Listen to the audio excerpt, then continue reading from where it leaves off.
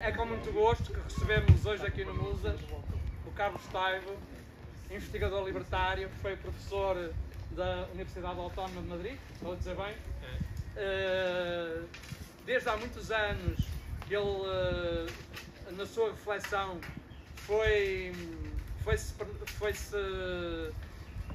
vendo a forma como a nossa sociedade tem vindo a evoluir e tem vindo a defender perspectivas contra este mito do progresso. Ele, desde há muitos anos, que é um dos investigadores mais ativos na defesa de uma perspectiva do decrescimento. Ele é interessado por muitos temas, inclusive da cultura portuguesa. Tem, por exemplo, um livro sobre a obra de Fernando Pessoa. Só estou a dar isto como exemplo. Um exemplo sobre a vida de Fernando Pessoa. Pronto, ok.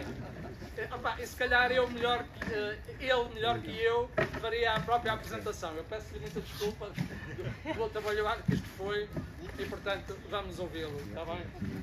Muito obrigado. Obrigado, Luís, pelo vosso convite e obrigado a vos pela vossa presença. Tens que desligar o microfone. É, não soube nada. Agora, Sim, muito bem. quando a Patrícia, que está aí, me convidou a compartilhar este tema convosco, perguntou-me também de que queria falar e eu respondi que queria falar do decrescimento. Não é a primeira vez que falo de decrescimento no Porto, onde há, por certo, pessoas tanto mais capazes do que eu para assumir a tarefa correspondente. Vou propor uma discussão que espero que seja rápida para manter depois um debate. Qual é a primeira observação que quero fazer-vos? Na visão dominante nas nossas sociedades, o crescimento econômico é uma benção de Deus.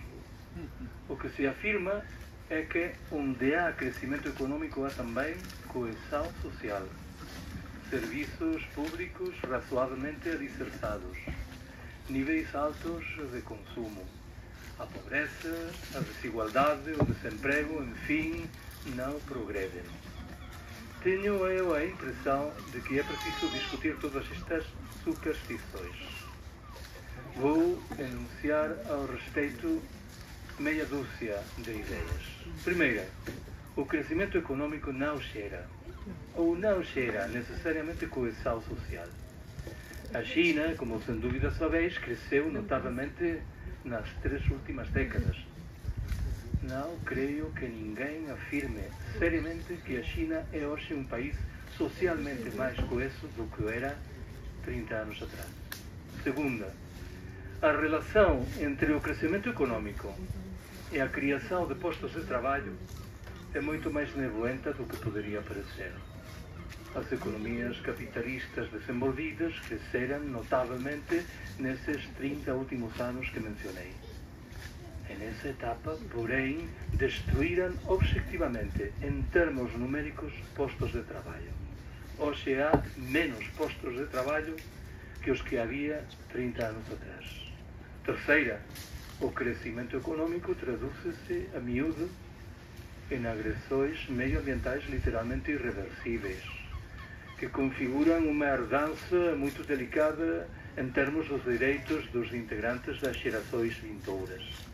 Quarta, em paralelo com o anterior, o crescimento econômico possibilita o esgotamento de recursos básicos que sabemos, de novo, não vão estar a dispor desses membros das futuras gerações que mencionei.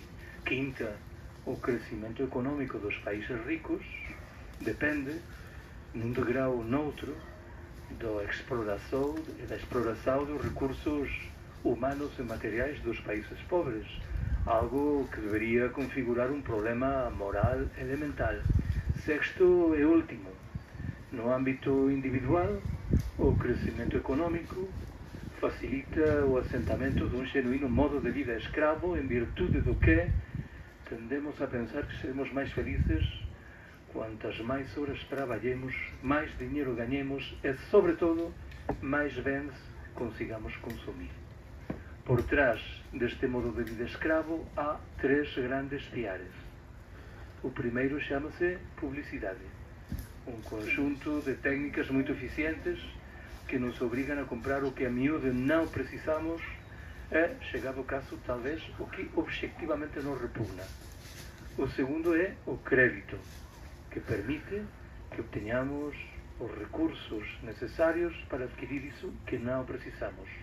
O terceiro, enfim, é a caducidade. Os bens são produzidos de tal maneira que, num período de tempo muito breve, deixam de funcionar, sentimos a obrigação de comprar outros novos. Qual é a segunda das minhas observações? A perspectiva do decrescimento nasce da identificação de um problema central: os limites medioambientais e de recursos do planeta. Afirma, em essência, que se vivemos num planeta com recursos limitados, e vivemos, não parece que tenha muito sentido a aspiração a seguir crescendo ilimitadamente. Sobram-nos motivos que invitam a concluir que deixamos atrás as possibilidades medioambientais e de recursos que a Terra nos oferece. Segundo uma estimação, a pegada ecológica espanhola é hoje de 3,0. Que significa isto? Significa que para manter as atividades económicas hoje existentes em Espanha precisamos 3 vezes o território espanhol. Como se mal resolve este problema? Através de uma pressão ingente desenvolvida sobre os direitos dos integrantes das gerações vindouras, sobre os direitos de muitos dos habitantes dos países do Sul e também, e por certo, sobre os direitos dos membros das demais espécies com as que, na teoria, compartimos o planeta Terra. A pegada ecológica portuguesa é um pouco mais baixa do que a espanhola, mas, em qualquer caso, excede com muito as possibilidades objetivas do país e do seu território. Num cenário tão delicado como este, sempre procuro recuperar 2 opiniões que formulou, em certa altura, um dos pensadores que mais admiro, o falecido filósofo greco-francês Cornelius Castoriadis. Há talvez 30 anos, Castoriadis confessou que lhe produzia metade fascínio, metade indignação comprovar como as pessoas que entre nós defendem transformações radicais são imediatamente desqualificadas como se se tratasse de sonhadores incorrigíveis. Enquanto, porém, os nossos governantes, que no melhor dos casos olham os fatos a 2 anos vista as próximas eleições e nos apresentam como pessoas equânimes que têm, contra toda a evidência, respostas objetivas ante todos os problemas importantes. Qual é a terceira das minhas observações? Estou obrigado a transmitir-vos o sentido de fundo de uma proposta central que surge da perspectiva do decrescimento. Para fazê-lo, vou resgatar um debate que se desenvolveu em Espanha, suponho que em Portugal teria manifestações semelhantes, há 35 ou 40 anos. Enfrentou então a um movimento pacifista que aparecia, é o que hoje chamamos os sindicatos maioritários. O debate referia-se ao futuro da indústria de armamentos. Os pacifistas dizíamos, é preciso fechar essas fábricas. Os sindicatos respondiam, temos que preservar os postos de trabalho.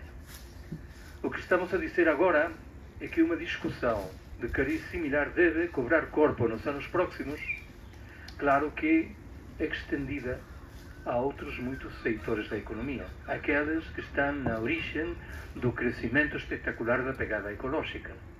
O que estamos a dizer de maneira mais precisa é que temos que reduzir sensivelmente a atividade produtiva, talvez fechá-la diretamente de segmentos inteiros da economia, como por exemplo a indústria do automóvel, a da aviação, a da construção, naturalmente a indústria militar, também, e por deixá-lo aí, a indústria da publicidade. Alguém dirá imediatamente, se atuamos desta maneira, geraremos milhões de desempregados nos Estados-membros da União Europeia. Como faremos frente a este problema inegável desde a perspectiva do decrescimento? A resposta acarreta a presença de dois grandes fatores. Em primeiro lugar, apostaremos pelo desenvolvimento de aqueles segmentos da economia que se relacionam com a atenção das necessidades sociais insatisfeitas e com o respeito do meio natural. Se queremos dizer assim, estes segmentos da economia seguirão a crescer. E, em segundo termo, nos setores da economia convencional que inevitavelmente seguirão a existir, procederemos a repartir o trabalho. O efeito da acumulação conjunta destes dois fatores será, em termos individuais, que trabalharemos menos horas, disporemos de muito mais tempo livre, acrescentaremos a nossa a miúde esmorecente vida social e reduziremos, quando seja possível, os nossos níveis de consumo.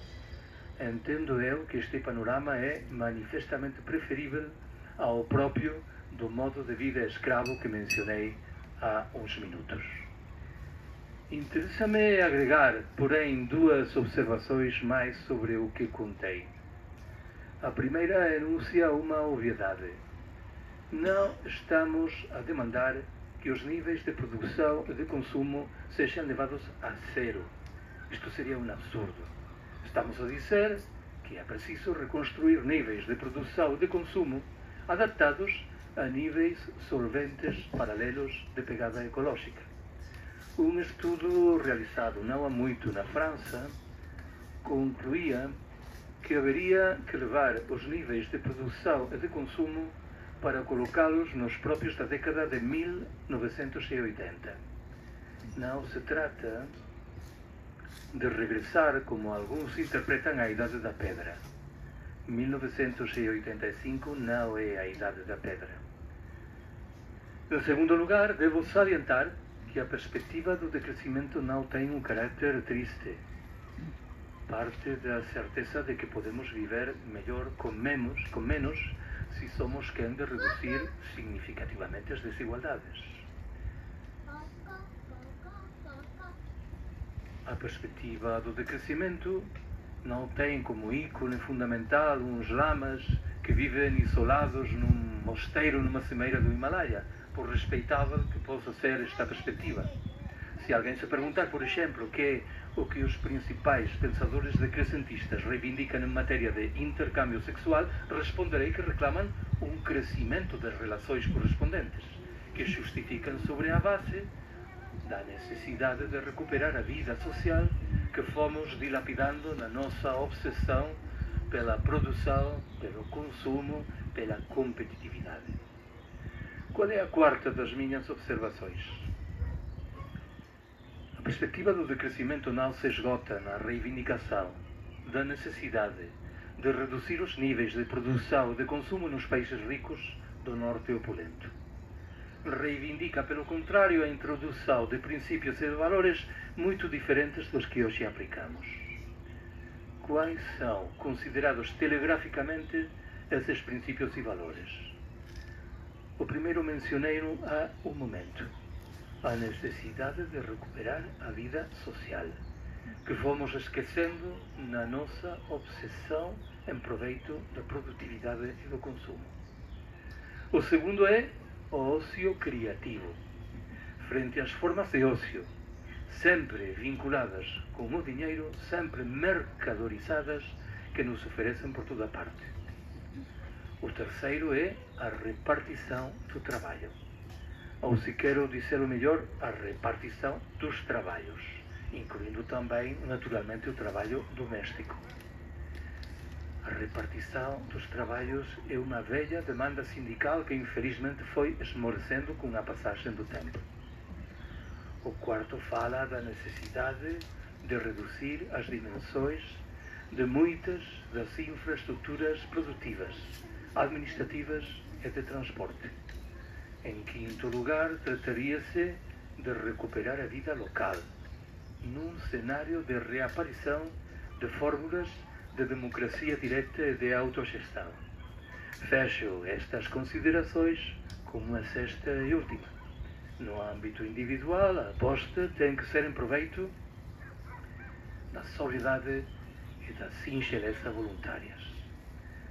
Alguém poderia deixar-se levar pela tentação de afirmar que esta meia dúzia de princípios e de valores que mencionei nada tem a ver com a condição presente ou passada das sociedades humanas.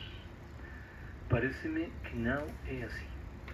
Há ao menos 4 âmbitos importantes, importantíssimos, nos que é muito fácil identificar a herdança destes princípios e valores.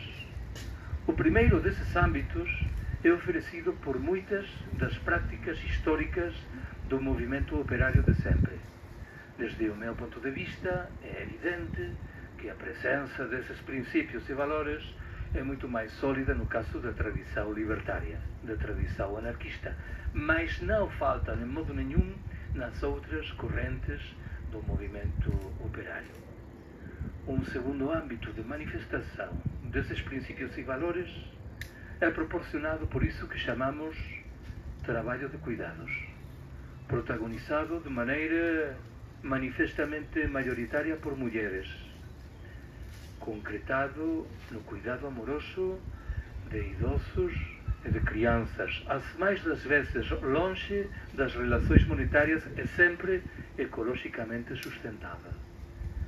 Parece-me a mim que uma explicação central de por que os movimentos pelo decrescimento se nutrem maioritariamente de mulheres é esta: uma compreensão muito mais fácil, fluida, espontânea das regras de jogo correspondentes que nasce do vínculo conflitivo das mulheres com o trabalho de cuidados.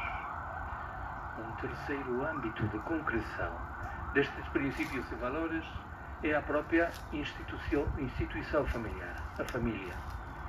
Estes neoliberais, que tudo desenfiado da mão invisível do mercado, com certeza não aplicam as regras de jogo correspondentes no interior das suas famílias. O comum é que no interior da instituição familiar dominem a lógica do condão, do presente, da gratuidade. Para entendermos, quando os pais custeiam os estudos dos seus filhos, comumente não o fazem esperando obter com a passagem do tempo uns ou outros benefícios econômicos. Há um quarto e último âmbito de manifestação destes princípios e valores, o que oferecem muitos elementos de sabedoria popular dos nossos camponeses velhos e muitas práticas cotidianas desses habitantes dos países do sul que teimamos em desqualificar como se fossem primitivos e atrasados. A história está ambientada numa região perdida da Amazônia brasileira. Os missionários penetram nessa região e encontram uns índios que se dedicam a cortar lenha com instrumentos extremamente primitivos. Os missionários decidem fazer um esforço e presenteiam os índios com uns cutelos de aço inoxidável de fabricação norte-americana. Um par de anos depois, regressam a essa mesma região, encontram de novo os índios e um dos missionários pergunta: e os cutelos? Muito bem, os cutelos. Demoramos agora 10 vezes menos tempo do que antes em cortar a lenha. Suponho então, afirma o missionário, que estão vocês a produzir 10 vezes mais lenha do que antes. Não, senhor. Seguimos a produzir a mesma quantidade de lenha do que antes. Só que agora desfrutamos de 10 vezes mais tempo livre, que é o que sabemos objetivamente tem relação com o nosso bem-estar, com a nossa felicidade. Tenho que salientar que este chip mental que se evaporou nas nossas cabeças de habitantes das sociedades opulentas é, porém, perfeitamente racional e respeitável. Qual é a quinta das minhas observações? É a penúltima. Num dos meus livros que foi traduzido para português, Colapso, há um capítulo que se destina a estudar a proposta dos movimentos pela transição ecossocial. Quando tenho que resumir o argumentário correspondente, emprego meia dúzia de verbos: decrescer, desurbanizar, destecnologizar, despatriarcalizar, descolonizar e, enfim, descomplexizar as nossas sociedades. Tenho a intuição de que, tal como vão as coisas, haverá que agregar um sétimo verbo, desmilitarizar, por razões óbvias. Vou esquecer o primeiro destes verbos, de crescer, porque já falei suficiente da proposta correspondente. O segundo é o verbo desurbanizar ou, se quero retratar a realidade desde outro lado do espelho, re-ruralizar as nossas sociedades. Não descobro nada quando vos lembro que muitos dos nossos avós ou avós deixaram o mundo rural para passarem a viver nas cidades nas que entendiam que o cenário era mais habitável. Hoje assistimos incipientemente a um processo de signo contrário. Em qualquer caso, as pessoas moderadamente conscientes do risco de um colapso geral das nossas sociedades sabem que uma das poucas respostas eficientes das que dispomos ao respeito é a que reclama recuperar muitos dos elementos de sabedoria popular dos nossos camponeses velhos. É recuperar, em geral, a vida do mundo rural. Admitirei que o terceiro verbo, destecnologizar, carrega certa dimensão de provocação. Se tenho que enunciar o argumento de maneira mais educada, direi que me parece que estamos na obrigação de estudar criticamente qual é a condição de muitas das tecnologias que o sistema generosamente nos presenteia. Suspeito que não são tão emancipadoras e libertadoras como a primeira intuição poderia anunciar. John Serson é o principal pensador do que se chama o anarcoprimitivismo. Diz muitas vezes que é um pensador desmesurado, mas às vezes tenho a impressão de que só os pensadores desmesurados são realmente interessantes. Serson afirma categoricamente que todas as tecnologias criadas pelo capitalismo levam por trás a herdança da divisão do trabalho, da hierarquia e da exploração. É um argumento sério, que convém analisar seriamente. O quarto verbo é despatriarcalizar. Desde há anos defendo a construção de espaços autônomos, autogestionados, desmercadorizados e despatriarcalizados, como suponho que é este no que estamos. Esses espaços existem já e, em muitos casos, progrediram no caminho da autogestão e da desmercadorização, quando conserva muitos dos traços, porém, da sociedade patriarcal. No planeta no que estamos, os 70% dos pobres e os 78% dos analfabetos são mulheres. Sempre repito o mesmo. São porcentagens muito chamativas. Não estou a falar de um 52% de mulheres pobres enfrentado a um 48% de homens. Estou a falar da distância abismal que separa um 70% de um 30%. Segundo outra avaliação, as mulheres realizam os 67% do trabalho, para receberem, a câmbio, um 10% da renda. Nestas condições, muito me temo que afirmar, como a miúdo se faz, que os problemas atávicos de marginalização simbólica e material das mulheres estão em feliz via de superação é dar-lhe as costas à realidade. O quinto verbo é descolonizar. Há 4 anos publiquei em Espanha um livro de título exótico, Anarquistas de Ultramar. Em substância, é um estudo de como os primeiros anarquistas, maioritariamente europeus, que passaram a viver nos países do sul do planeta, nas 3 últimas décadas do século XIX e nas 3 primeiras do XX, se relacionaram com muitas comunidades indígenas que desenvolviam espontaneamente práticas de autogestão e de apoio mútuo. A relação foi complexa. Em alguns casos produziu resultados interessantes. Tal aconteceu, por exemplo, no México, na Bolívia ou no Peru. Mas na maioria a relação foi nula ou conflitiva. Vou partir da intuição, que é a minha, de que o anarquismo é, de todos os filhos da ilustração europeia, aquele que melhor preparado estava para enfrentar o encontro, o choque colonial. Se o próprio anarquismo meio naufragou na tarefa, que não teria acontecido com os outros filhos da ilustração europeia. Estamos na obrigação de reconhecer o direito de autodeterminação dos povos originários, de devolver os recursos que no seu momento lhes foram sustraídos, de aprender, repito a cláusula, de muitas das suas práticas cotidianas no que diz respeito, por exemplo, e nomeadamente a sua relação com o meio natural. O sexto verbo é descomplexizar. Aceitamos sociedades cada vez mais complexas, com uma consequência muito delicada. Somos cada vez mais dependentes. Somos cada vez menos independentes.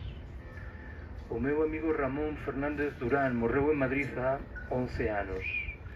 Nos seus 2 últimos livros, quase póstumos, repetia uma e outra vez uma ideia. Dizia: moitos dos deserdados do planeta, habitantes dos países do sul, estão melhor preparados do que nós para fazer frente ao colapso geral que se avizinha. Porque vivem em pequenas comunidades humanas. Mantiveram uma vida social muito mais rica do que a nossa. Optaram por respeitar de maneira meticulosa o meio natural. E são, paradoxalmente, muito mais independentes do que somos nós. Parece-me que não peço um exercício de imaginação luxuriante quando demando que penseis no que aconteceria na cidade do Porto se deixam de chegar os suministros de petróleo. Tudo isto se viria abaixo de maneira extremamente rápida. Se queremos recuperar independência, inexoravelmente teremos que apostar por sociedades menos complexas. Lembro que agreguei subrepticiamente um sétimo verbo: militarizar. Há um par de horas, na Faculdade de Letras da Universidade, lembrei que no momento em que estamos há uma organização que sai manifestamente afortalada, a NATO. É que o afortalamento da NATO anuncia militarização, negócios prósperos para as indústrias de armamentos, crescimentos espectaculares nos orçamentos militares, repressão das dissidências, autoritarismo, ingerências, enfim, intervenções que não vão precisar a etiqueta de humanitárias para se autojustificarem. Qual é a sexta e última observação que quero fazer-vos? Estou obrigado a formular uma pergunta central. Vamos conseguir esquivar um colapso geral do sistema? Na minha intuição, a resposta é não. O que está ao nosso alcance é mitigar algumas das consequências mais negativas desse colapso e adiar no tempo um bocadinho a sua manifestação. Devo confessar-vos, porém, que este segundo horizonte, o de adiar essa manifestação, não me convence muito. Ao respeito, mencionei muitas vezes o título moderadamente humorístico de um livro de um autor norte-americano chamado John Michael Greer. Numa imaginável tradução para português, esse título rezaria: colapse agora e evite aglomerações. Entende-se o de evite aglomerações? Sim, não? Qual é o fundamento da tese de Greer? O fundamento vem dizer: se vamos colapsar inexoravelmente, o razoável é que comecemos a construir desde agora os traços próprios da sociedade pós-colapsista. Agora que as mudanças climáticas ainda não fizeram valer todos os seus efeitos negativos, agora que ainda dispomos de matérias-primas energéticas em quantidades importantes, desde a lembrança de que os colapsos registrados no passado tiveram de maneira quase universal consequências saudáveis em matéria de deshierarquização, re-ruralização e autonomia local, e desde a intuição também de que o colapso pode borrar muitos dos problemas que hoje nos acosam no que diz respeito à propriedade privada e à dívida. Nestas condições, vou fechar a minha intervenção com 3 conselhos. Qual é o primeiro? Parece-me que seria interessante que dedicássemos algum tempo a colocar-nos os óculos do colapso e que tentemos olhar o que temos diante dos olhos ou os grandes problemas desde a perspectiva do colapso. Eu venho da Galiza. Desde que era pequeno, escutei que o grande problema da vida económica da Galiza, e nomeadamente da vida económica rural, era o minifúndio. No cenário do colapso, o minifúndio devém uma benção de Deus. Por quê? Porque é literalmente a antítese do monocultivo. Não sei se contei hoje que há 3 meses esteve a apresentar a versão espanhola de Iberia Espaciada em Jaén, em Andalucia.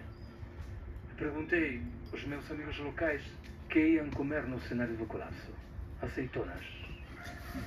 Temos que diversificar com rotundidade a atividade agrária. É por certo que este espaço geográfico no que estades, a via região da Galícia do norte de Portugal, facilita notavelmente essa tarefa, que é muito mais complexa noutros cenários geográficos.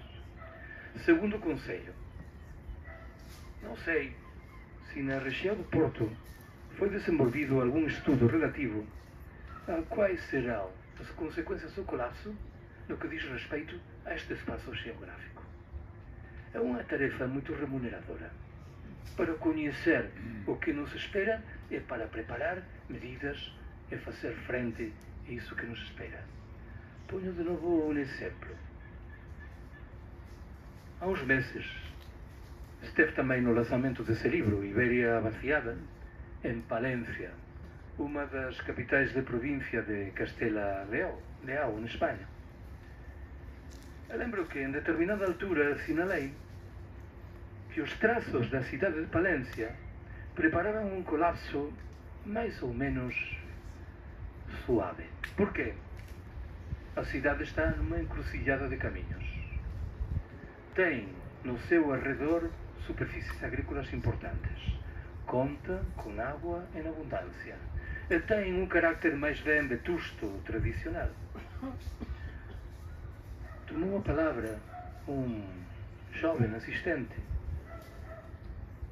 Ele limitou-se a lembrar que Palência é, das capitais de província espanholas, aquela que mais depende da indústria do automóvel.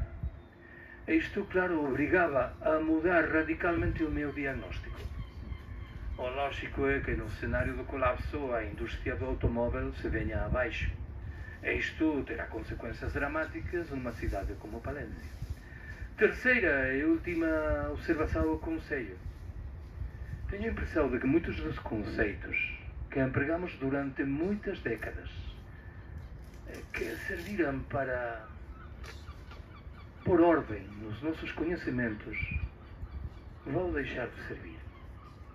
Sempre que falo disto, lembro que em finais da década de 1990 foi rodado nos Estados Unidos um filme que tinha como argumento principal que a Albânia lhe declarava guerra a Estados Unidos.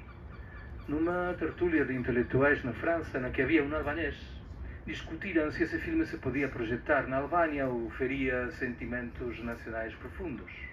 Uns pensavam no primeiro, outros no segundo, e o certo é que o albanês estava caladinho. Até que em determinada altura o tom da conversa foi descendo, escutou-se as palavras do albanês, que se limitou a dizer: na Albânia não há cinemas. Esta discussão tão interessante sobre se o filme se pode projetar ou não no meu país depende de um elemento material que, feliz ou infelizmente, falta sobre o terreno. Tenho a impressão de que nos próximos anos teremos que repetir muitas vezes que na Albânia não há cinemas. Quando alguém, por exemplo, dê por certo que aparecerão inexoravelmente novas tecnologias que permitirão enfrentar os problemas que hoje temos diante dos olhos, sem explicar ao mesmo tempo de onde vai sair a energia que vai permitir mover essas tecnologias. Obrigado por ter-me escutado.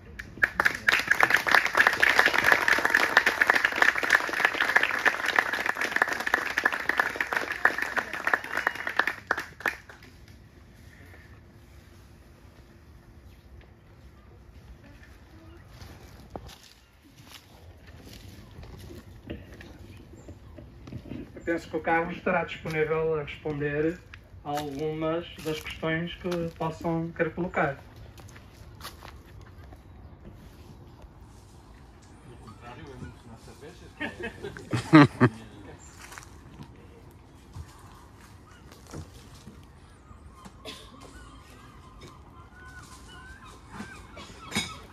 Posso fazer eu uma pergunta? Se calhar vou mais por aí. Posso continuar a falar no microfone, está bem?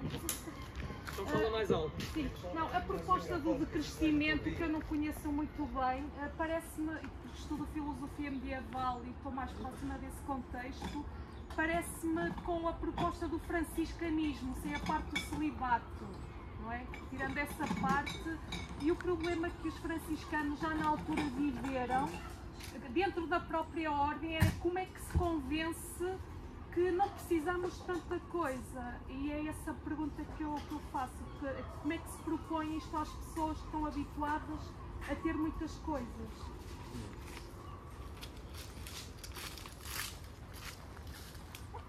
Não apenas nos franciscanos. Sim. Também, sim. Por óbvio do crente. Não, eu digo os franciscanos porque eles tinham renunciado à propriedade privada e comum, às duas. É mais radical. Suponho que é uma metáfora do que vai acontecer entre nós. Porquê? Porque, de novo, o que levamos dentro da cabeça não nos prepara precisamente para este horizonte. A austeridade, por certo, para mim, a palavra austeridade sempre teve um significado saudável, positivo. É uma palavra que fora roubada pelos nossos governantes para ocultar o que de facto eram políticas de recortes dos gastos sociais, que é algo bem diferente da austeridade. O que levamos dentro da cabeça não nos dispõe, não nos prepara para o horizonte nem da austeridade, nem do trabalho coletivo. As nossas sociedades são sociedades claramente marcadas por um individualismo extremo, vinculado numa ou noutra dimensão com a propriedade privada. Falei das nossas sociedades para identificar as sociedades ricas do Norte. O panorama, a miúdo, é diferente nas sociedades do Sul, onde o relevo da propriedade privada é muito menor e onde o vigor do trabalho coletivo e do apoio mútuo solidário tem, a miúde, uma força singular. Não? Mas este é um problema central. Sempre pensei que este realmente é o problema do decrescimento, não a racionalidade da sua proposta, a sua adaptação a uma realidade que reclama isto de maneira inexorável, senão como mudamos na cabeça. Já sabes, Patrícia, que antes, na Faculdade de Letras, recomendei a leitura de um livro de uma jornalista norte-americana chamada Rebecca Solnit. Na sua versão castelhana, o livro intitula-se El Paraíso en el Infierno. E é um estudo de como os integrantes das camadas populares reagem ante cenários de catástrofe. A catástrofe pode ser um maremoto, um terremoto, podem ser os bombardeamentos alemães sobre Londres durante a Guerra Mundial, podem ser os atentados de Nova York, de Washington em 2001, ou pode ser o colapso. E a conclusão de Rebecca Solnit é que os membros das classes populares, das camadas populares, reagem com alegria, com eficácia e com solidariedade. Isto significa talvez que, apesar do que disse há um momento, da nossa falta de preparação para cenários tétricos, vamos assistir à manifestação de surpresas. Mas estas surpresas, em qualquer caso, teremos que trabalhá-las para conseguir que estejam muito mais perto da nossa conduta cotidiana. Intuo que a proximidade do colapso pode facilitar esta tarefa. E, além disso, ler as Fioretti de San Francesco de Assisi não é má conselho. E o mestre Eckhart, por certo, recomendo-vos a leitura deste místico alemão do século XIII. É surpreendente a sua visão, e a de ser moderna, mas é um adjetivo absurdo, a sua visão muito adaptada à percepção de que não somos mais felizes quanto mais consumimos.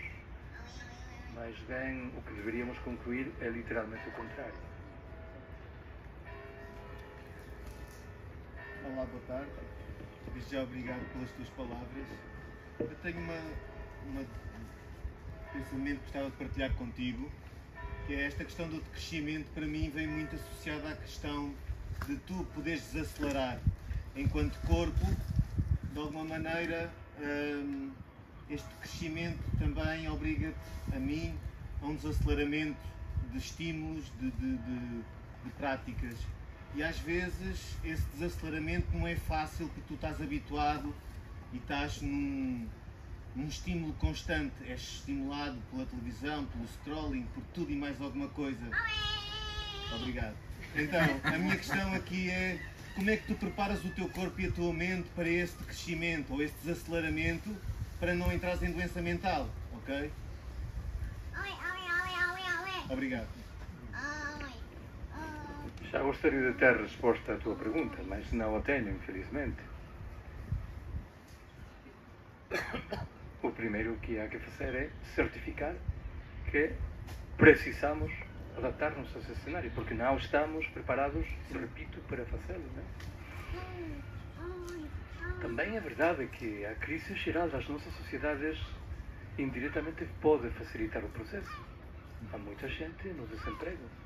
E então, paradoxalmente, isso prepara para um horizonte de trabalho inferior.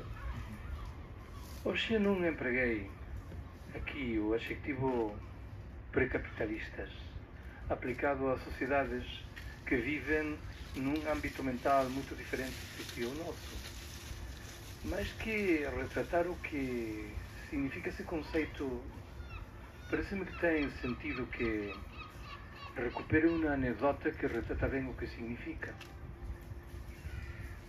Rafael Azcona era uma pessoa muito conhecida na Espanha. Foi o guionista de alguns dos filmes de um diretor de cinema muito conhecido, Luís García Berlanga, paisano do amigo.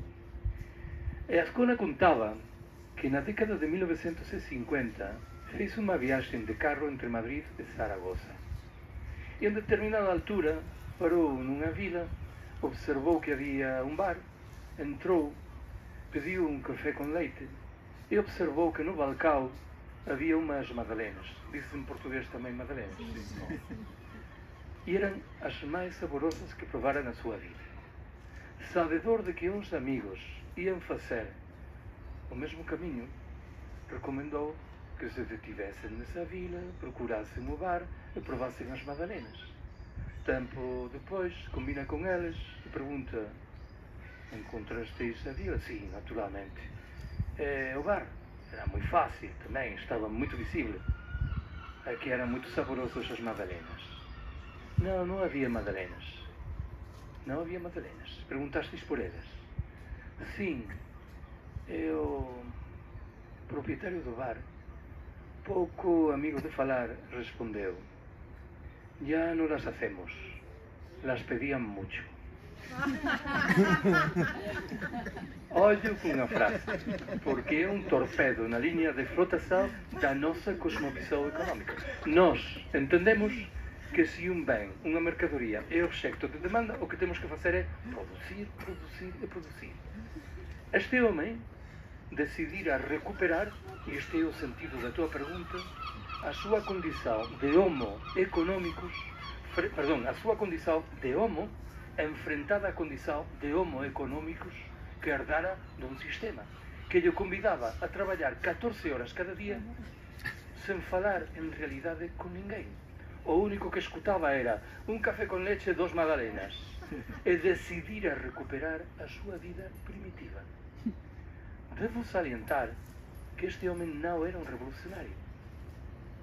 Era simplesmente um dissidente. Alguém que não aceitava a lógica mercantil do sistema. Provavelmente alguma das pessoas que estáis aqui escutaste está em algum momento nos meus lábios uma anedota parecida que não me resisto a reproduzir. Neste caso está ambientada numa vila da costa mexicana. Um homem que está deitado na areia junto ao mar, um turista norte-americano se aproxima, falam entre eles. Em determinada altura o turista pergunta: "E o senhor em que trabalha?" "Eu sou pescador." "Um trabalho muito duro. Trabalhará muitas horas cada dia, verdade?" "Bastante, sim." "Quantas horas trabalha com média cada jornada?" 2 ou 3 horas cada dia." "Mas que me diz você? Que faz com o resto do seu tempo?"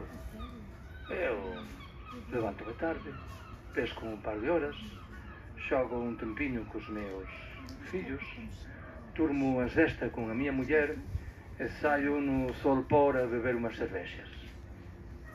"Mas como é o senhor assim? Que quer dizer? Que por que não trabalha mais, homem?" "E para quê?" "Porque de trabalhar mais, em 2 anos teria um barco mais grande." "E para quê?" "Mais adiante abriria uma factoria aqui nesta vila." "E para quê?" "Tempo depois montaria um escritório na capital federal." "E para quê?" "Uns anos mais tarde abriria oficinas na União Europeia, em Estados Unidos." "E para quê?" "As ações da sua empresa cotizariam na bolsa." "E para quê?" "Seria o senhor imensamente rico." "E para quê?" "Bem, que sei eu. Quando tivesse 65 ou 70 anos, poderia reformar e vir a viver aqui a esta vila para levantar-se tarde, pescar um par de horas, jogar um tempinho com os seus netos, dormir a sesta com a sua mulher e sair no sol pôr a beber umas cervejas." Tudo o que se lhe prometia. Depois de decennios de trabalho extenuante, era paradoxalmente aquilo do que já desfrutava no momento presente. Sempre que conto esta anedota, vejo-me na obrigação de reconhecer que tem fendas importantes. Por exemplo, não explica de maneira conveniente quantas horas trabalhava a mulher do mexicano protagonista, mas penso que por uma vez afastemos esta dimensão da discussão.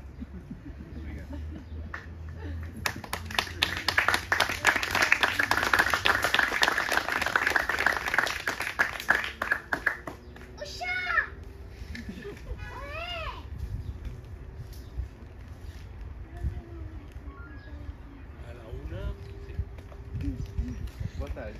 Obrigado pelo... desculpa. Mais alto, se achou. Sim. O senhor já deu algumas pistas, mas eu queria saber como é que o senhor concilia a teoria do decrescimento, ou ainda com a necessidade de muitos países do Sul de se desenvolverem. Ou seja, tem muita precariedade ainda. Como é que o senhor vê isso? Boa pergunta. Eu tenho claro desde o princípio, desde que há 15 anos comecei a trabalhar nesta perspectiva, que é um horizonte mental de aplicação nos países ricos do norte desenvolvido. Mas tem as suas consequências em matéria do que acontece nos países do sul. Tento retratar essas consequências de 3 maneiras diferentes. A primeira, há um pronóstico muito estendido que afirma que se economias emergentes, como a chinesa ou a Índia, conservam os níveis de crescimento dos últimos 30 anos, no planeta aparecerão 300 ou 400 milhões de seres humanos dispostos a reproduzirem os níveis de consumo característicos das classes médias dos países ricos do norte opulento, Estados Unidos, da União Europeia, do Japão. E claro, imediatamente alguém dirá, o planeta não vai permitir isto. Não podemos dizer aos chineses ou aos indianos que eles não têm direito a desfrutar do que desfrutamos nós. E neste âmbito, a perspectiva do decrescimento promove um argumento ecuménico. Afirma, nós, no norte desenvolvido, vamos decrescer, não para demandar de vocês que decresçam, mas sim para demandar que cresçam de maneira diferente. Que não entrem nos problemas gravíssimos que caracterizam as sociedades prósperas do norte. Segunda dimensão.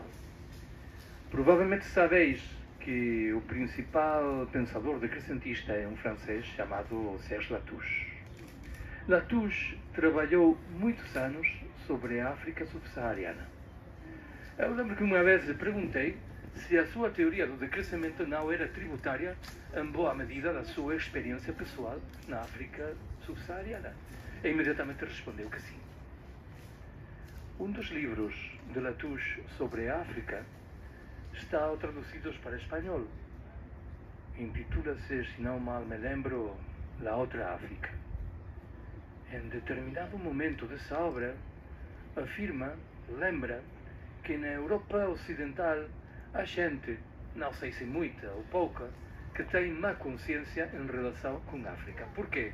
Porque é sabedora das consequências de 5 séculos de exploração dos recursos humanos e materiais do continente.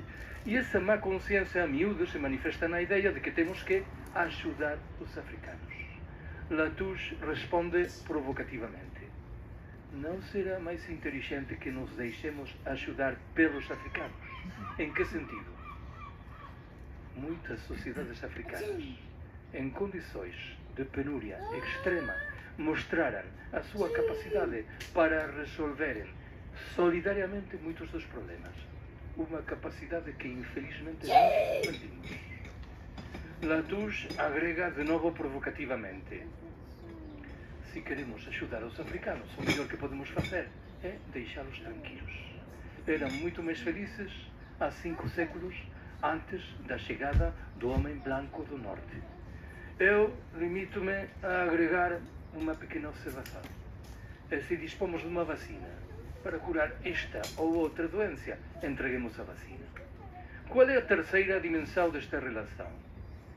Quando eu comecei a trabalhar sobre decrescimento, 2008, 2010, já o disse antes, tinha claramente a ideia de que era uma perspectiva para a sua aplicação aqui. Comecei a receber mensagens de correio eletrónico de gentes que viviam na América do Sul e que declaravam o seu interesse pela perspectiva do decrescimento. Recebi mensagens do Brasil, da Argentina, do Chile, do Peru, do Equador, Colômbia, Venezuela, Costa Rica, Porto Rico, México. Isto, no primeiro momento, me provocou surpresa. Como poderíamos explicar isto? Uma primeira explicação dirá que alguns dos países que mencionei podemos legitimamente afirmar que está a metade de caminho entre o primeiro e o terceiro mundo. De tal maneira que os seus vínculos com o primeiro mundo tirariam da perspectiva do decrescimento. Pode ser. Segunda explicação. Quem conhece a natureza das megalópolis latino-americanas, Buenos Aires, São Paulo, Bogotá, Caracas, México, sabe que a perspectiva do decrescimento, infelizmente, algo tem que dizer em relação com os problemas correspondentes. Terceira explicação. Provavelmente algumas das pessoas que escreviam eram gentes incipientemente descontentes com as políticas dos governos da esquerda latino-americana, que estavam a reproduzir muitos dos termos do desenvolvismo importado do norte do planeta. Estou a pensar, para entendermos, nesse dramático projeto encaminhado a construir um gasoduto que deveria transferir o gás natural boliviano cruzando a Amazônia brasileira até chegar à Venezuela. Era uma gigantesca loucura medioambiental. Estas três explicações têm um relevo certo e interessante, mas entendo eu que há uma quarta que é mais importante. O que eu e outras pessoas chamamos de crescimento, pouco importa o nome, tem uma relação muito fluida com isso que muitas comunidades indígenas nos países do Sul, não apenas na América Latina, também em outros cenários, chamam filosofia do bom viver. A verdade é que o cenário mental no que surgem estas propostas é diferente, mas a perspectiva, no fundo, é a mesma. E eu entendo, além do mais, que por trás da perspectiva do decrescimento está uma vontade de assumir um exercício de contracolonização que resgate muitos dos elementos. Foi mencionada a tese correspondente várias vezes da vida cotidiana desses habitantes dos países do Sul, que, como acontece com os nossos camponeses velhos, conservaram uma relação muito mais sólida com o meio natural que a que desenvolvemos nós.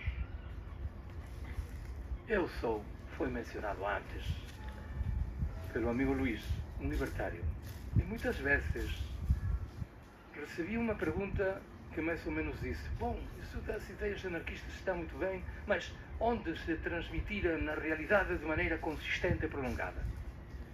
No mundo libertário, a resposta habitual a esta pergunta invoca o nome da Comuna de Paris de 1871, dos sovietes na Rússia do primeiro quartel do século XXI, dos conselhos operários na Alemanha, na Hungria ou na Itália, das coletivizações anarquistas durante a Guerra Civil Espanhola, ou hoje de Chiapas ou de Rojava. Bem está, mas parece-me que uma resposta é insuficiente. Por quê? Porque eu tenho a firme convicção de que boa parte das comunidades humanas, desde tempo imemorial, nos 5 continentes, desenvolveram espontaneamente práticas de autogestão e de apoio mútuo. Até o ponto de que, provocativamente, vou dizer que o que é excepcional na história humana é o Estado, o capital, isto é mais difícil de defender, e a dizer, é a sociedade patriarcal. Mas o da sociedade patriarcal vai por outro caminho mais complexo. De tal forma que, no fundo, o que estamos a fazer é reivindicar isso que existia e que, afortunadamente, não esmoreceu por completo. Ainda que, repito o sentido de fundo no argumento, nas sociedades opulentas, o peso desse tipo de valores foi recuando de maneira dramática.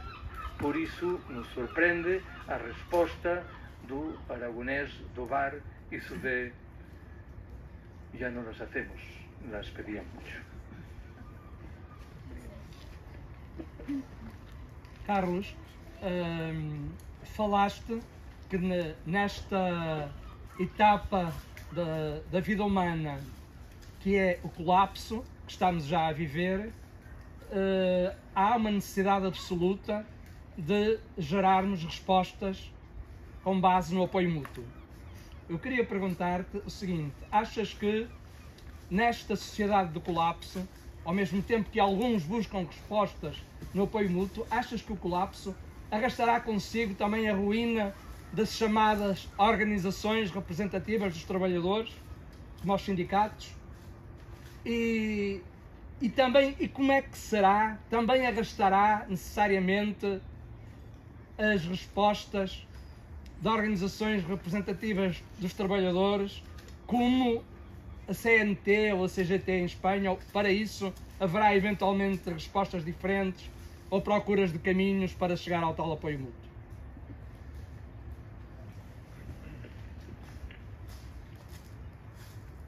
Não é uma pergunta fácil de responder para mim.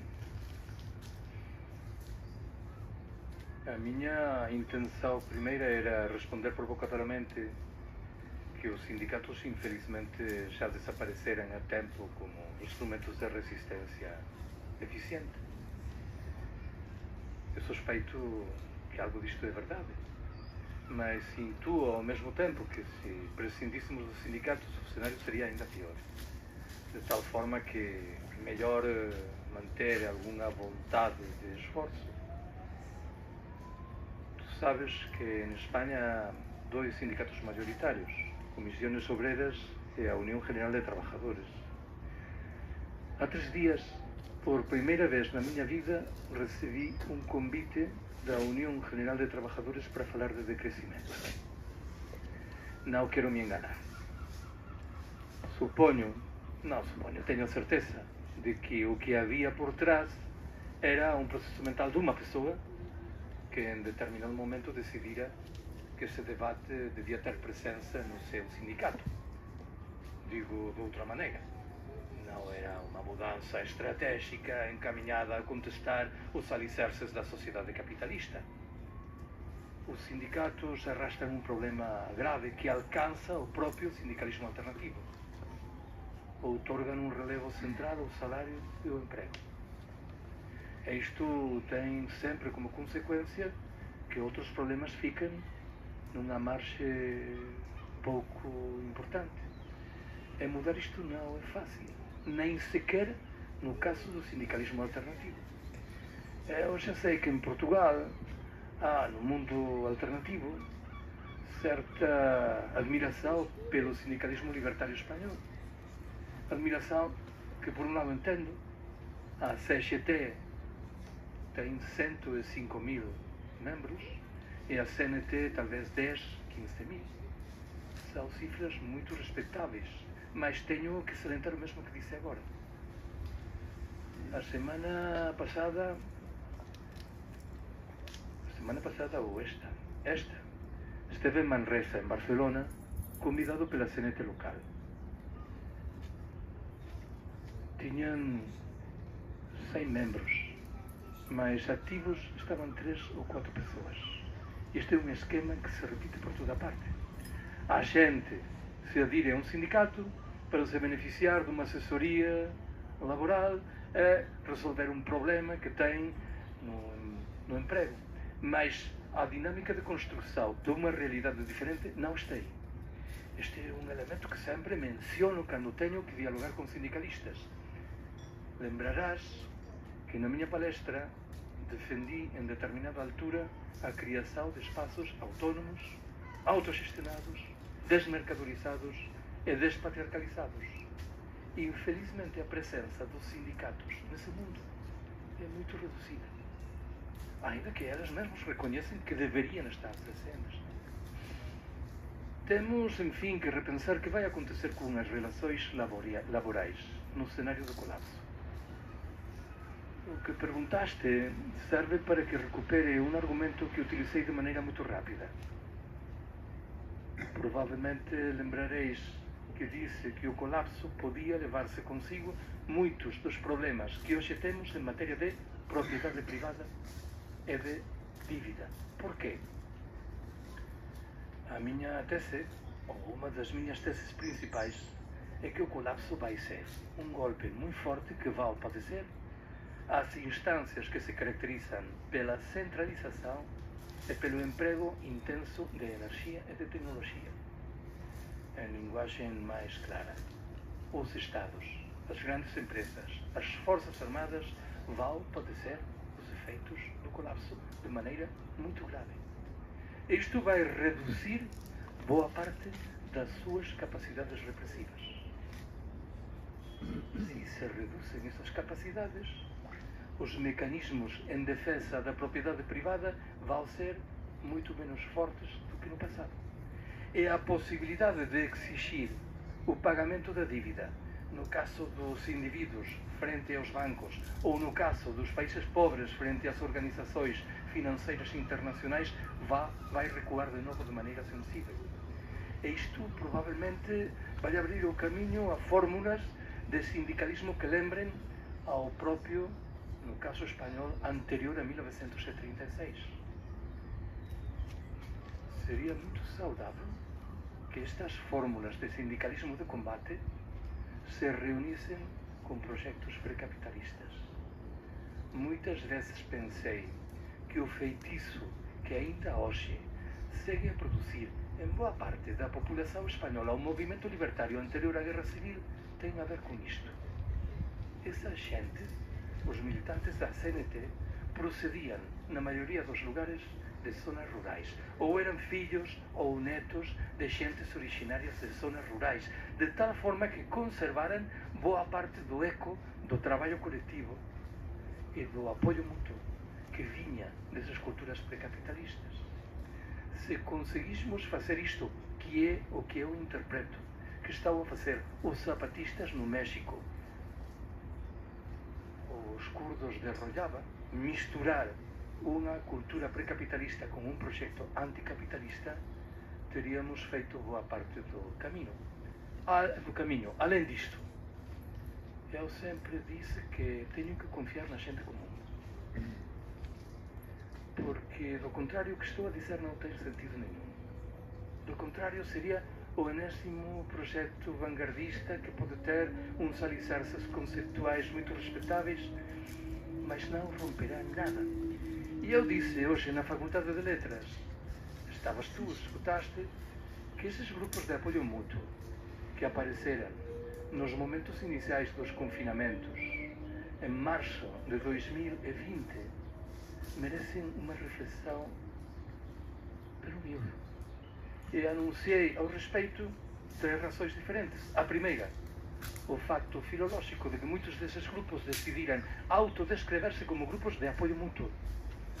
É o termo, bem o sabes, que dá título a um livro maravilhoso de Kropotkin, onde demonstra empiricamente que há muito numerosos e muito consistentes exemplos de sociedades animais que progredem através da colaboração. A segunda razão tem a ver com o que disse há um momento. Até onde chega o meu conhecimento, que admito que é limitado, na maioria dos casos, os grupos de apoio mútuo foram criados por gente comum, não por ativistas hiperconscientes de movimentos sociais críticos. Era a gente comum, honestamente preocupada pelos problemas que acusavam os seus vizinhos e vizinhas. A terceira e última razão enuncia uma obviedade. Nesses grupos havia uma franca preponderância de mulheres. Quando o que está no meio é a manutenção da vida, as mulheres estão um passo por diante. Isto significa que não está tudo morto nas nossas sociedades. Estou seguro de que todas as pessoas que estáis aqui podeis propor exemplos de como na vida cotidiana encontrais gente desconhecida, não vinculada com um movimento social crítico, que demonstra, apesar de tudo, como a cultura da solidariedade não morreu. Esse tem que ser o alicerce fundamental da construção de um projeto alternativo. E se o mundo libertário não entende, se decide ficar nos seus circuitos fechados, autorreferentes, teremos problemas graves, claro que sim. Bom, Carlos, uma breve questão e também uma observação. Saúdo a tua introdução do termo ativilitarismo a tua introdução do ativilitarismo neste léxico do crescimento. E podes perguntar ao microfone para subir aqui atrás? Por favor. Eu estava a dizer que saudava a reintrodução da ideia de antimilitarismo que o Carlos acabou de fazer no léxico do crescimento. E essa parece uma questão, ao mesmo tempo, vital para o que estamos a viver, mas também uma questão esquecida, de alguma forma. E talvez daí tu teres dito que tinhas que a reintroduzir agora. Porque, de facto, em grande parte da Europa Ocidental, o ímpeto antimilitarista foi perdendo a sua força. E todos nós sabemos isso. E, de alguma forma, eu creio que essa evolução ou involução teve a ver com perdemos de vista, com o facto de termos perdido de vista o papel das instituições militares, das indústrias militares na sociedade industrial. A sociedade industrial, eu penso que, e creio que tu concordas, é efetivamente uma crítica fundamental, é um objeto de crítica fundamental do decrescimento, de um pensamento crescentista, e no momento em que nós vivemos, este momento em que nós vivemos, a guerra na Ucrânia, eu creio que todos conseguimos perceber que essa guerra se tornou num lugar de experimentação industrial. e de alguma forma a corrida ao armamento volta a ser um vetor fundamental, se não o vetor fundamental da sociedade industrial, quer a leste, quer no âmbito da sociedade russa, mas também da sociedade chinesa, quer no âmbito da sociedade europeia e norte-americana.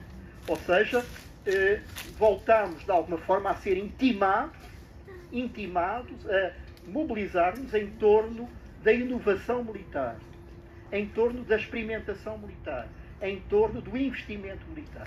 E creio que essa é uma força terrível, porque a história diz-nos que essa foi também a história do industrialismo desde o século XIX, talvez desde Napoleão, mas certeza durante a Primeira e a Segunda Guerra Mundiais, não é? Os sistemas industriais entraram em crise com essas guerras, mas de alguma forma recuperaram forças a partir delas. Quererás dizer alguma coisa sobre estas ligações? Concordo. Talvez no cenário espanhol a situação foi mais traumática. Lembra que em 1986 houve um referendo sobre a NATO. Os inquéritos afirmavam que a maioria da população estava em contra da NATO. Porém, uma gigantesca manipulação mediática modificou esse critério e o governo socialista de Felipe González conseguiu que a NATO recebesse um apoio popular limitado, mas suficiente. Hoje o panorama é tétrico. Um inquérito recente afirmava que só 20% da população espanhola está em contra da NATO. A NATO recebeu um presente formidável do presidente russo Vladimir Putin. Era uma instituição que estava a morrer e da noite para amanhã recuperou um pulo espetacular. Eu tenho que ratificar o que te disseste, que a substância são os mesmos códigos mentais que empreguei antes quando disse: a NATO anuncia militarização, autoritarismo, repressão das dissidências. O debate português em relação com a guerra de Ucrânia é literalmente o mesmo que o espanhol. Aquelas vozes que, contestando radicalmente a agressão militar russa, é o meu caso, afirmam que as potências ocidentais têm responsabilidades na geração dessa crise, foram visivelmente proscritas. Há umas semanas, não sei onde, em algum lugar da Espanha, falou um homem idoso, utilizou uma frase que ficou na minha mente. Disse: as armas não se comem. Pareceu-me muito gráfico. O presidente espanhol anunciou há 3 ou 4 semanas que o orçamento militar do Estado espanhol vai crescer multiplicado por 2. É o mesmo governo que tem uma ministra, a de transição energética, que outro dia, por vez primeira, utilizou a palavra de crescimento. Como conseguimos combinar um com o outro? Resulta que vamos decrescer em gasto social e ao mesmo tempo vamos acrescentar sensivelmente o gasto militar. Obviamente não esse o horizonte do decrescimento. Alguém poderia perguntar-se: é que os governantes espanhóis ou os portugueses não percebem o que está a acontecer? Eu tenho a impressão de que sim que percebem. Os dados são cada vez mais evidentes de que isto vai embora. Porém, são completamente incapazes de romper os círculos nos que estão introduzidos. No caso de que desejem romper esses círculos, que é uma hipótese, não? Mas coincido em tudo o que disseste, não? Por isso, entre outras coisas, pensei que recuperar o verbo desmilitarizar é uma urgência do momento. Em Espanha, por certo, reapareceu um movimento pacifista e antimilitarista que faltava desde há 40 anos. Não deixa de ser uma boa notícia, ainda que o movimento, como bem podeis intuir, é muito débil, tem uma presença na mídia muito limitada, mas haverá que trabalhar com certeza sobre isto, entre outras razões, por uma: a mitologia dos exércitos humanitários claramente penetrou na cabeça da maioria da gente. Os exércitos hoje não combatem em guerras, estão a pôr vacinas no Afeganistão. Semelhante deturpação da realidade merecia já uma contestação franca. Bem, eu queria colocar umas ou duas ou três questões, umas mais difíceis do que outras. E desde logo queria também dar os parabéns ao Carlos Taibo de nos vir falar mais uma vez sobre o decrescimento. Recordo que aqui há 10 anos houve em Portugal uma marcha pelo decrescimento que foi de Viseu até Pombal e fomos todos a pé ao longo de 15 dias e pouco a pouco a teoria do decrescimento tem vindo a ser difundida um pouco por todo o país e por toda a Europa, e nunca é tarde para divulgar o decrescimento e as perspectivas decrescentistas. Acontece que a linguagem do decrescimento e a linguagem da colapsologia arrasta consigo também alguns perigos. E estou a falar, por exemplo, do ecofascismo.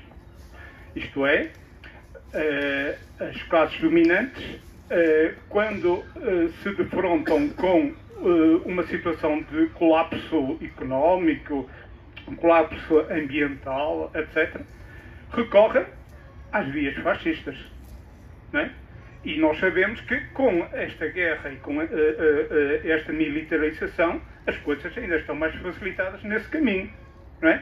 Portanto, o cuidado que nós devemos ter, quando se fala de decrescimento, em nos vacinarmos contra este tipo de linguagem de uma ecologia imposta de cima para baixo. E o Carlos falou, e muito bem, da simplicidade voluntária. Isto é, a criação de comunidades, a impressão dos valores e da ética tem que ser uma coisa voluntária e organizada. Não pode ser espontânea, não pode cair do céu, nem pode ser muito menos imposta de cima para baixo. Portanto, é necessário uma educação, todo um trabalho de educação pelo decrescimento, de forma a evitar esse tipo de ditadura ecofascista que nós podemos ter que enfrentar a curto, médio ou longo prazo. Portanto, esta questão não prejudica uma outra questão, que é esta. É que o decrescimento, a teoria do decrescimento, é sobretudo uma teoria de crítica à economia clássica, ao modelo económico e ao colonialismo e ao economicismo em que nós somos educados e crescemos. E o que é necessário é nós vermos que existe vida para além da economia, que existe relações sociais para além das relações económicas. E aí é importante a perspectiva libertária, a perspectiva anarquista, que não se confina numa teoria exclusivamente economicista, como aconteceu, como houve outros pensadores e economistas de outras correntes operárias, e, portanto, é necessário nós vermos que existe vida para além da economia. E como o decrescimento, e não é por acaso que os pensadores decrescentistas são economistas, como é que o decrescimento subverte e derruba todos os axiomas, todos os postulados da economia. E isso é que é importante. É nós, como o Carlos disse, descolonizarmos mentalmente a economia, o mito do crescimento, o mito do desenvolvimento em que nós estamos habituados, estamos colonizados. E isso é muito importante. Finalmente, outra questão, e também na continuação daquilo que o Carlos disse, ou foi dizendo, nós sabemos que o capitalismo é inimigo do sono, é inimigo do lazer, é inimigo das relações de ócio, não é? Como o capitalismo nos pretende disciplinar em termos produtivistas e consumistas. Eu gostava que o Carlos Stein dissesse mais alguma coisa acerca de como o capitalismo destrói o nosso sono. Obrigado. Quero fazer primeiro um comentário sobre como eu percebo o movimento pelo decrescimento em Portugal. O movimento pelo decrescimento em Portugal nasceu mais tarde que o movimento espanhol, mas hoje suspeito que é mais forte. De facto, só na Galiza existe agora uma iniciativa que tem certo peso no sentido decrescentista, mas os movimentos que foram criados há 10 anos ou desapareceram por completo têm uma realidade muito débil. Segundo, também me interessa esta relação que estabeleceste entre anarquismo e decrescimento. Sejamos prudentes. Não todos os decrescentistas são anarquistas, nem tem por que ser.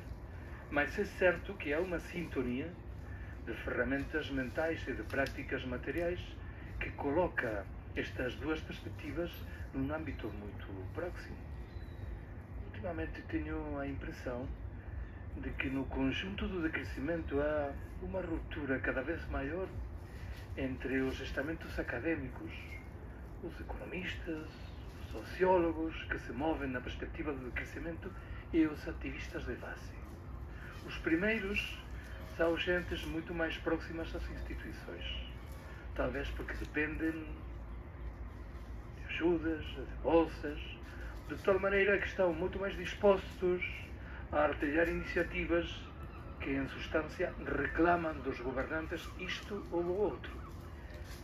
Os movimentos de base, pelo contrário, defendem uma perspectiva que eu não qualificaria estritamente de anarquista, senão de libertária, de autogestão, apoio mútuo, desde abaixo, sem maiores aditamentos ideológicos necessários. Terceiro, o único que me vem à cabeça em relação com o que disseste do ócio é que, não sei se sabeis que a palavra ócio é a antítese da palavra negócio. E não é um fenômeno por acaso. O ócio é a negação do negócio. E, em realidade, também, como bem sabes, no decrescimento há uma búsqueda de relações humanas não mercadorizadas, que escapam ao propósito de obter, de multiplicar os benefícios. Por isso é interessante a figura do homem esse da anedota de Azcona, porque não está obsessionado com obter dinheiro. Sabe perfeitamente que a sua felicidade depende, sim, do dinheiro, mas também de outros muitos fatores. Enfim, não sei se dizer que não concordo no que diz respeito ao que afirmaste sobre o ecofascismo. Talvez não atendi a formulação. Digamos, a linguagem do decrescimento não cheira ao risco do ecofascismo. O ecofascismo tem uma dinâmica infelizmente própria, de tal forma que a relação entre um e outro é, no melhor dos casos, a derivada do facto de que os decrescentistas sublinham o risco de um ecofascismo que é, em efeito, como bem disseste, um fenômeno que imita a conduta de boa parte das elites dirigentes da Alemanha nazi na década de 1930, mas que outorga à questão ecológica um relevo singular que naquele momento ainda não tinha. Em 1929, quando se produz a crise internacional, o problema dos limites meioambientais de recursos não tem relevo, ou tem um relevo menor. Hoje é um elemento fundamental para o sistema e também para nós. Mas sublinho, não é a linguagem do decrescimento a que gerou o risco de aparição do ecofascismo. Infelizmente não somos tão poderosos e influentes.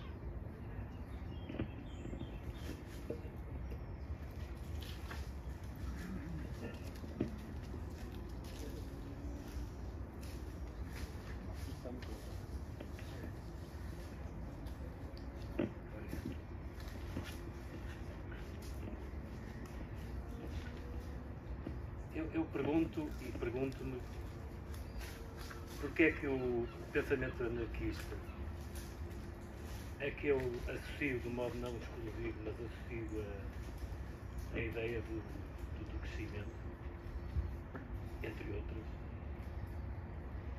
eu pergunto-me porque é que não vingou. Ou não vingou, não ecoou na medida em que seria natural que ecoasse, por se tratar de uma doutrina, de uma ideia intrinsecamente generosa. A mim parece-me que a principal razão, dizendo de uma forma simplificada, é que teve razão antes do tempo. O pensamento anarquista não tem correspondência no nível de consciência evolutiva da humanidade.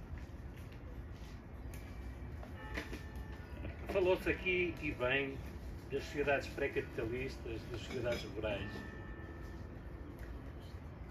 De facto, são exemplos muito antigos de entreajuda, de uma cultura de solidariedade.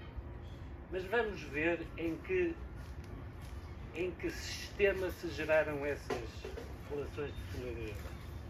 Geraram-se em sociedades, em núcleos, em que a entreajuda é uma condição de sobrevivência. E mais, tinham condições objetivas também para fazer progredir esse modo de pensar e esse modo de agir. É que não havia grandes diferenças entre as pessoas. Eu não tenho uma perspectiva muito otimista da natureza humana. A mim parece-me que no coração dos homens, salvo quando atingem um determinado nível evolutivo, morou sempre o desejo de poder, morou sempre o desejo de ter. E os povos colonizados, paradoxalmente, parecem-me um bom exemplo disso. Hoje que as potências coloniais já não têm lá bandeiras, nem têm instituições, deixaram, no entanto, uma herança perene, que foi a própria cabeça dos governantes desses povos colonizados. Essa gente herdou a vontade de ter, herdou a vontade de acumular, herdou a vontade de exercer poder. E como não tenho essa perspectiva tão otimista, a pergunta que eu faço é: isto muda porque há algumas pessoas que já atingiram um determinado nível de consciência são capazes de difundir de uma forma muito alastrada, muito alargada esse tipo de pensamento, ou só muda com um colapso? Eu tenho para mim que só muda com um colapso, porque aí as pessoas vão ser forçadas a práticas mentais de ação completamente diferentes das atuais. A entreajuda vai ser uma condição de sobrevivência. E hoje, no atual estado das coisas, na cabeça da maior parte das pessoas, as coisas não funcionam assim. Primeiro eu vou-me garantir a mim, depois os outros. Isto é o que nós deparamos todos os dias. Eu acho que onde se instala o desejo, acabou a solidariedade. Se um negro africano mostrar pela primeira vez um Volkswagen, um frigorífico, ele vai querer ter um Volkswagen e um frigorífico. É da natureza humana.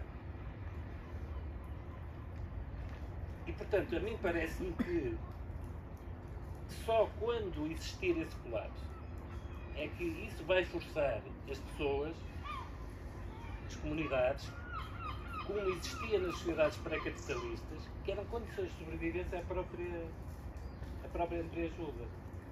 Até lá, qualquer pessoa que se ganhe para essa ideia é uma vitória extraordinária, é muito interessante, com certeza, mas não me parece que se vai conseguir. E por muito respeito que tenho por todos que estão aqui, como é óbvio, somos 30 ou 40. Qualquer coisa arrasta mais pessoas. qualquer organização de um evento qualquer arrasta muito mais pessoas. E, portanto, isto mostra até que ponto há uma decalagem entre aqueles que já atingiram um determinado nível de consciência, que não tem nada a ver com conhecimento, com informação, é consciência, que é uma coisa muito mais profunda do que informação ou ter conhecimento. E, portanto, pode parecer uma perspectiva otimista e pessimista, mas é a minha.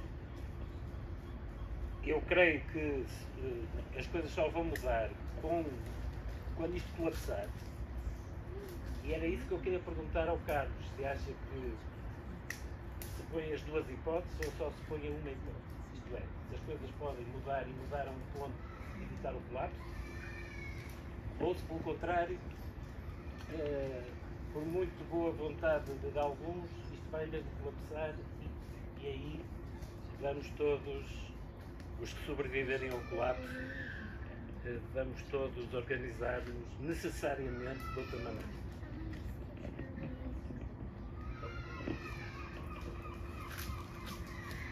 Concordo com a conclusão do que diz respeito à possibilidade de que as estratégias de apoio mútuo cresçam no cenário do colapso, mas não concordo muito com os antecedentes tal como foram retratados.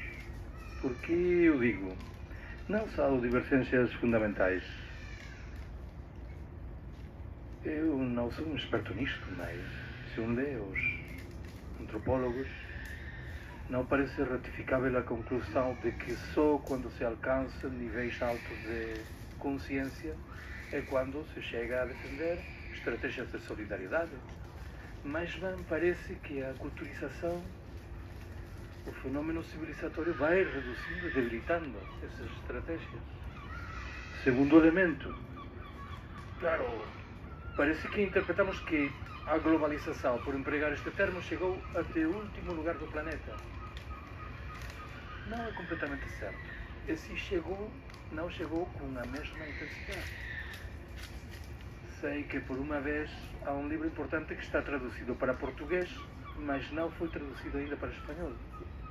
O livro de Scott sobre as comunidades de montanheses no interior do Suleste Asiático, que demonstra que há um espaço geográfico muito grande, com muita população, que conserva os seus traços de sociedades solidárias e autogestionárias anti-autoritárias na margem do processo mundial de globalização. Enfim, tu disseste, e eu entendo o argumento que tem os seus alicerces, que é uma demonstração do horizonte precário que temos diante dos olhos, é isto que está aqui. Bom, um pouco pensemos que todas essas pessoas que estão na rua são por completo alheias ao que pensamos nós. Eu antes disse, temos que pensar na gente comum. E eu acho que, felizmente, a discussão é mais complexa.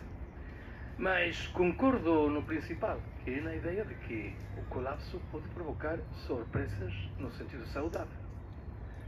Lembra que mencionei, não sei se 2 vezes, que a bibliografia sobre colapsos registrados no passado identifica que de maneira quase universal tem consequências que eu considero que são saudáveis no que diz respeito à deshierarquização, à re-ruralização e à autonomia local. Se agrego o argumento de Solnit, esse que sublinha que as classes populares reagem com solidariedade, teremos certo fundamento para a tese de que não está tudo perdido. Ainda que, claro, não podemos ser ingênuos. O projeto do ecofascismo carrega uma capacidade de sedução dirigida a boa parte das populações de sociedades como as nossas, às que o poder mais ou menos estará a dizer: se renunciais a estes direitos ou liberdades, podereis conservar a vida, algo que não acontecerá no resto da população do planeta, que neste momento sobra, não tem trabalho e não consome, de tal maneira que a vossa situação seguirá a ser a de privilegiados. Não quero ser ingênuo, com certeza este horizonte atrairá a boa parte da população das nossas sociedades. O único que posso dizer de maneira tranquila é que a discussão está aí e que não devemos fechá-la rápido, ainda que seja certo que há muitos elementos que provocam desalento cotidiano no nosso trabalho, naturalmente que sim. Antes diz que todos os dias se encontrava alguém que me parecia que demonstrava como, apesar de tudo, a lógica da solidariedade fica viva nas nossas sociedades. Também vejo o contrário, naturalmente, e às vezes é o mesmo o protagonista desse tipo de condutas insolidárias. Olha com isto, não podemos falar de novo de nós como os libertados, emancipados, que somos plenamente conscientes do que fazemos e consequentes, e os demais que estão perdidos pela lógica material do sistema. Infelizmente isto é mais complexo. Fechamos, não? Ficaremos aqui de certeza de boa vontade a noite toda para ouvir o Carlos Taibo, mas ele tem uma agenda e nós temos que respeitar um bocadinho isso, de maneira vamos deixar fazer só mais uma pergunta, está bem? E depois terminamos. Pode ser?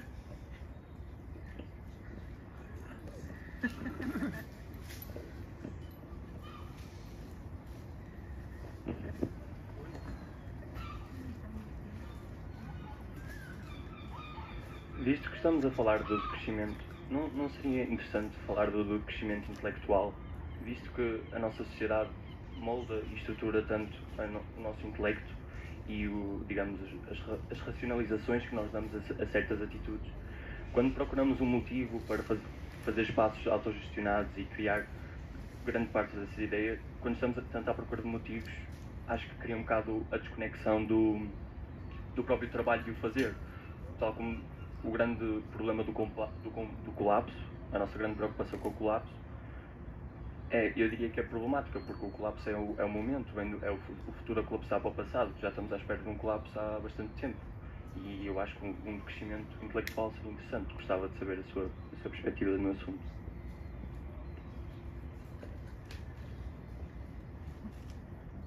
A maioria das manifestações contemporâneas da intelectualidade são tão lamentáveis que eu defenderia diretamente a desaparição da intelectualidade, mas prefiro empregar um argumento mais consensual.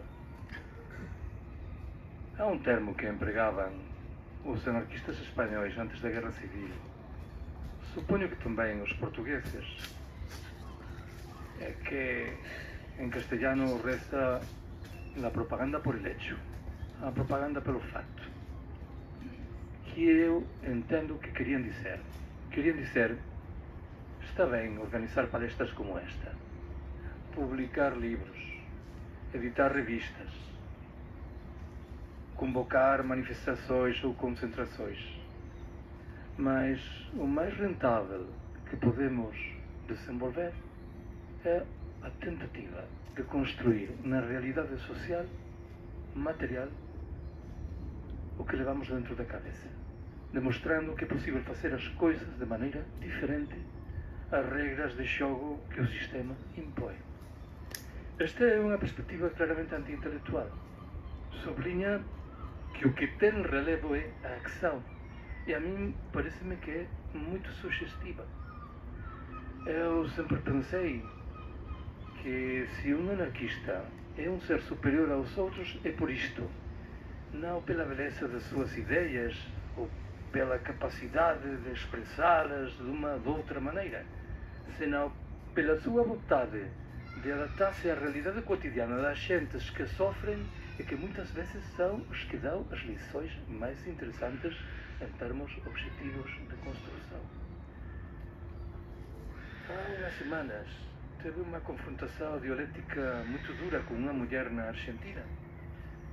A confrontação não era sobre isto, era sobre os povos originários, a autogestão, os anarquistas de há 150 anos. Mas ela decidiu que, como eu fora professor na universidade durante 30 anos, eu aceitava sem fendas todas as misérias da vida universitária. Claro, qualquer dos meus alunos ficaria um pouco perplexo ante a afirmação. Diria, este é o que está a aceitar as misérias da vida universitária. Pois não, parece. De facto, eu interpretei sempre que o meu trabalho na universidade era um trabalho como qualquer outro. De tal forma que o que me interessava era o que fazia longe da universidade. Se na universidade en España hoxe a xente interesante são os alunos, non os profesores. Lembro que há 10 anos un día foi convocada unha manifestación no centro de Madrid, era un día de moita chuva, contra unha das leis gubernamentais sobre o ensino universitario. Había 1000 persoas e só estábamos 2 profesores. Olhaban para nós con rostos pouco amáveis. Suponho que o seu pensamento era: por que estáis aqui?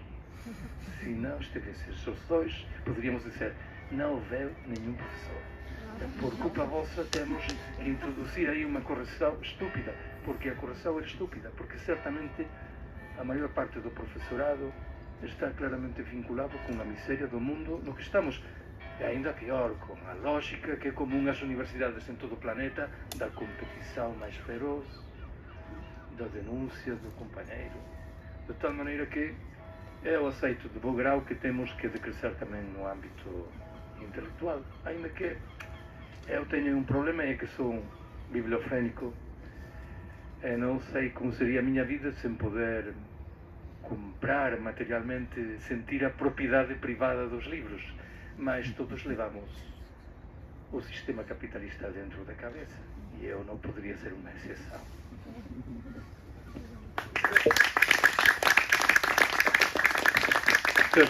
Trouxe alguns livros sobre decrescimento sobre a Ucrânia, que estão também os livros dos amigos aqui. Olha, desculpa, só uma pergunta muito rápida, desculpa lá, Isabel. Falaste em várias coisas interessantes e falaste numa delas que foi a volta ao primitivo. Eu vou tentar falar mais alto para evitar o microfone. A volta ao primitivo. Isso fez-me lembrar uma expressão inglesa que é back to basics. Não sei se conheces, que é de volta ao básico, de volta àquilo que realmente interessa, ou que é importante, evitar o fútil, portanto, manter as aparências, a ostentação, etc. Não é? Eu sou muito ignorante no que diz respeito a teorias, ideologias e o libertarismo e portanto, capitalismo, etc. Mas gostava só de perguntar o que é que achas desse conceito de back to basics, de volta ao básico, e se ele se enquadra, se tem algum lugar no anarquismo e no libertarismo, e também o que é que tu achas que, porque repara, estas ideologias, não é? Quer dizer, mais de 60 ou 70% da população não lhes diz nada, não é? Quer dizer, estas ideologias, estas teorias, o que é que achas que a pessoa comum, o cidadão anónimo, qual é o caminho, o que é que o cidadão anónimo pode e deve fazer realmente para voltar realmente ao básico, ao que realmente importa, ao que é importante, e evitar essa futilidade que Johnny, podias ser mais rápido? É que já perdemos um bocadinho de tempo e mesmo a tua pergunta vai para além daquilo que tínhamos decidido. Olha, mas eu queria voltar a lembrar uma coisa. O Carlos Steiber tem 2 livros que estão aqui à venda em espanhol e estão por um preço de 10 euros, porque não se consegue encontrar em lado nenhum. E a Livraria Utopia também tinha ali as 2 últimas obras do Carlos Steiber publicadas em português, também estão aqui à disposição. Pá, e era interessante. De maneira muito rápida. Saber que tem esse. Não falei disto, mas está por trás de boa parte das ideias que tentei transmitir. Há 2 maneiras de entender o que é o anarquismo. A primeira considera que é uma ideologia que nasceu no século XIX na Europa Ocidental, que tem os seus mestres pensadores, que se manifesta através de um feixe de conceitos como autogestão, democracia direta. A segunda estima que é uma cosmovisão pouco ideológica, que afirma que na natureza humana, quando há uma atividade social, há sempre um código de autogestão, de rejeição da autoridade, de democracia direta. De tal forma que com a licença possível, poderíamos chamar anarquistas a camponeses chineses de há 2000 anos, determinadas manifestações das heresias na Europa medieval ou determinadas concreções da pirataria. A mim interessa-me mais esta segunda perspectiva, ainda que assumi um exercício colonial qualificando de anarquistas a xentes que não eram anarquistas nem precisavam essa etiqueta. Com respeito ao que há que fazer para que a gente recupere, vou empregar este verbo, o básico, prefiro responder com ironia. Quando me fazem perguntas relativas ao que temos que fazer, a resposta lógica é que eu não sei. Mas há uma frase de um gaiteiro galego que me parece sempre muito ilustrativa.